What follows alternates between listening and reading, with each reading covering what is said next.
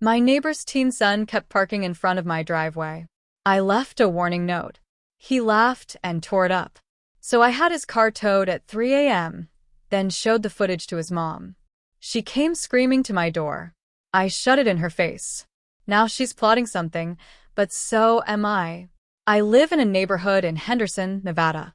One of those places where houses are close enough that you hear your neighbor sneeze, but far enough that you pretend you don't. For the most part, everyone's decent. We wave, keep our lawns clean, and mind our business. That changed when the house next to me sold. A single mom moved in. Maybe mid-40s. Not friendly, not rude, just distant. Her teenage son, though? That's where the problem started. His name's Trevor. Drives a loud, beat-up black Mustang. The kind that rattles when it turns the corner. The kind a 17-year-old buys because he thinks it makes him look cool. All it does is make the block louder and smaller. It started innocent enough. He parked across the street when they first moved in. Then closer. Then directly in front of my driveway. Not beside it. Not partially blocking it. Dead center. The first time, I thought maybe he was in a rush. I had to go to my dad's assisted living facility that morning. He's been there for 3 years, has good days and bad, and I was already running late. I walked over, knocked on their door. His mom answered. No hello. Just stood there.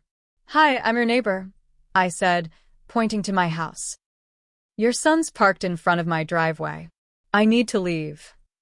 She blinked, then turned her head and shouted. Trevor. That was it. No apology, no explanation. He came downstairs in sweatpants, rubbing his eyes, shirtless. Gave me a look like I was asking for his kidney. I was only going to be a minute, he said, dragging his feet to move the car. He pulled it up maybe 6 feet. Still too close. But I didn't say anything. I figured, maybe he's young. Maybe they're still settling in. I gave him the benefit of the doubt. That was my mistake. A week later, I had an early morning Zoom meeting. I go out to get something from the car, and there he is again. Parked right across my driveway. This time, I left a note. Nothing nasty. Just a simple message. Hi, Trevor. Please don't park in front of my driveway. I need to be able to come and go at all hours. Thanks. I tucked it gently under his wiper blade. That evening, I saw him walking from his car to their house. He looked straight at me, pulled the note from his windshield, ripped it in half, and tossed it on my lawn. Smirked. Didn't say a word. That's when I knew this wasn't some accident. This kid thought he was being funny. I didn't yell. I didn't storm over. Instead, I went online and bought a $39 outdoor security camera. The kind with night vision and motion alerts. I mounted it that night, pointed straight at the street and my driveway.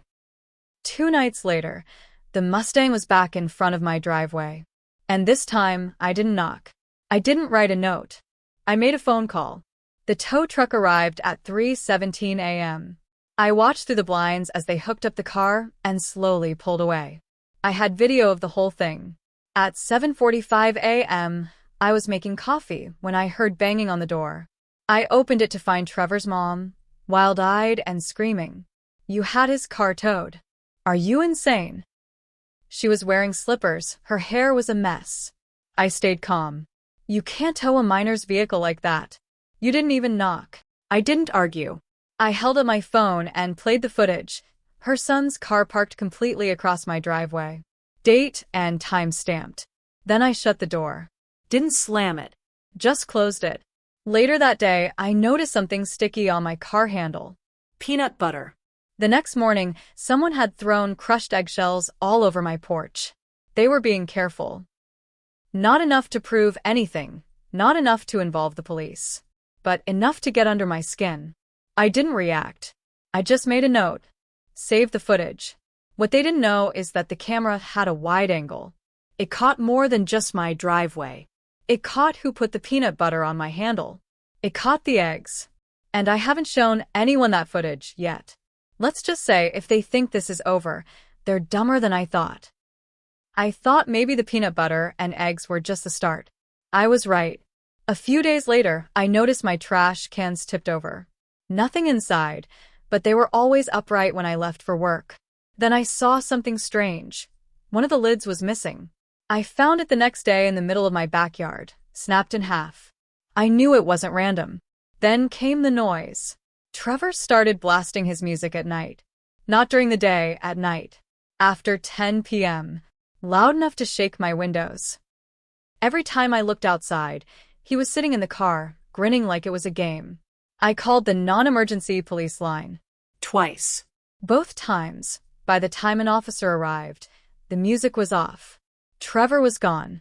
Or he'd be sitting there with his earbuds in, pretending like he didn't hear anything.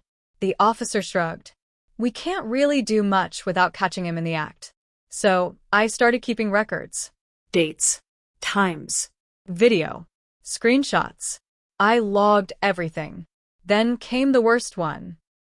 One morning, I found a deep scratch on the side of my car. Not a key scratch.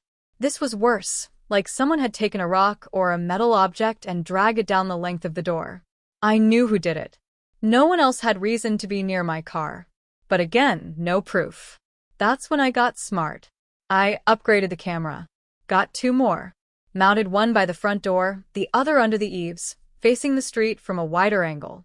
All of them ran on backup battery in case someone tried to cut power.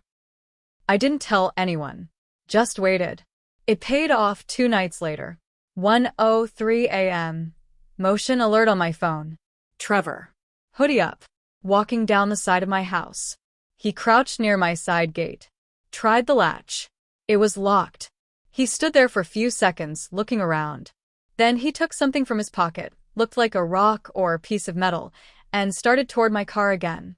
But this time, I had him on camera. Clear as day. I didn't go outside. I didn't shout. Instead, I downloaded the footage, saved it to a USB drive, and walked into the police station that morning. They took one look at the video and nodded. The officer said, "This is attempted vandalism. Possibly trespassing. You want to press charges?" I said yes. That afternoon, they came to his house.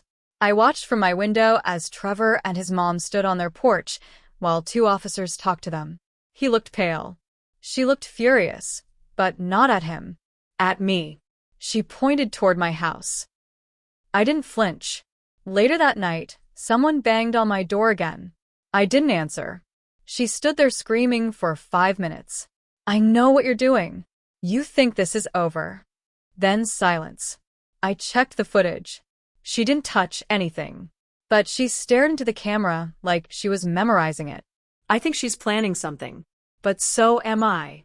Because what she doesn't know is that I've got more footage. Something worse. Something from the week they moved in. And if they push me again, I'm not just going to press charges. I'm going to ruin both of them. I didn't want to go nuclear. I really didn't. But they pushed me. 2 days after the cops showed up at their door, I came home to find my backyard gate open. I always lock it. Always. But now it was swinging in the wind. I checked the latch. It hadn't been broken, just picked open. Sloppy. I ran to check the cameras. Trevor wasn't in the footage this time. It was her. His mom. She came around the side of my house just after midnight. Hoodie up. She used something, couldn't tell what, maybe a thin screwdriver or flat key, and jimmied the lock. She didn't go into the yard, just cracked the gate, stood there for a minute, then left. Like she was sending a message. I stared at that footage for a long time. This wasn't about the car anymore. This was personal. So, I started digging. I looked up her name, public records. Found her old address in Bakersfield, California. Searched for anything I could find. Nothing major at first. But then I found a Reddit post. 6 years ago. Different account, but the username was almost the same as her email address in the HOA records. She'd been in a long dispute with a former neighbor. Over noise, property lines, and, you guessed it, her son. The post wasn't hers. It was from the neighbor. They claimed she encouraged her kid to vandalize their property, left threatening notes, even called animal control on their dog for barking. It didn't go anywhere, but it ruined that neighbor's peace until they moved. Sound familiar? I screenshotted everything. Saved it. Backed it up twice. Next twist came fast. I got a call at work. Unknown number. Local area code.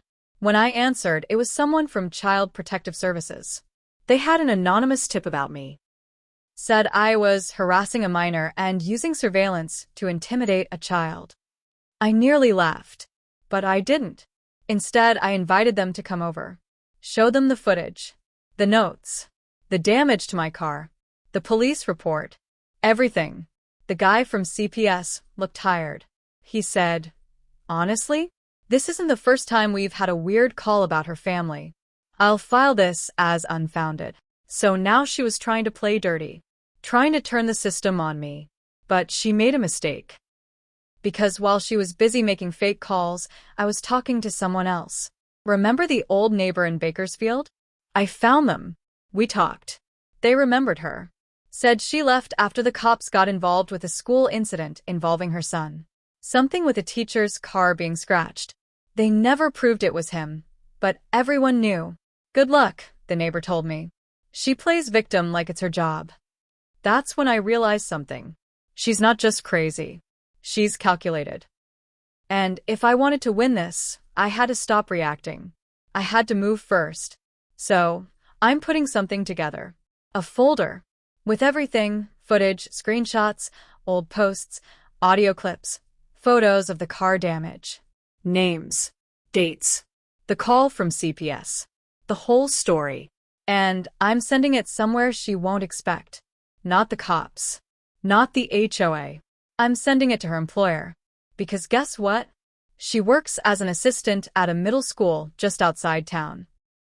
Let's see how the school board feels about one of their staff members harassing a neighbor, encouraging her son's vandalism, and filing false reports. She wanted to mess with me? She has no idea how far I'm willing to go. I used to think the worst thing was having a bad neighbor.